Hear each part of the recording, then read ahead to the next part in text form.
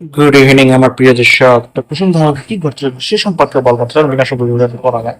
কুসুম ধারাকে দেখা যাচ্ছে যে কুসুম আর আইনুস একসাথে পরে আসলো, তারপরে সবাই তাদের সাধারণ আমন্ত্রণ জানালো, পরমাও তাদের দেখতে থাকলো বিভাগ।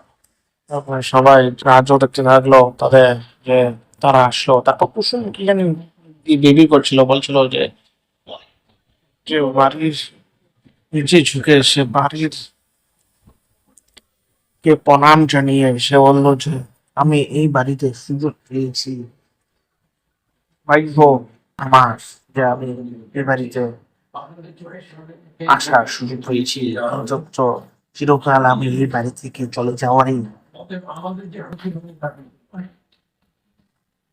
আবেদন পেয়েছি, চলে যাওয়ার। তাই সে মনে মনে রাখলো যে আমি এই বাড়ি থেকে কিছুতেই চলে যাওয়ার, এটাই আমার প্রতিজ্ঞা। তাই দেখা যাক না কি দেখা যাবে। ভিডিওটি যদি ভালো লাগে একটা লাইক, শেয়ার, কমেন্ট করে জানাবেন এবং সাবস্ক্রাইব করে বেল আইকনে প্রেস করে দেবেন।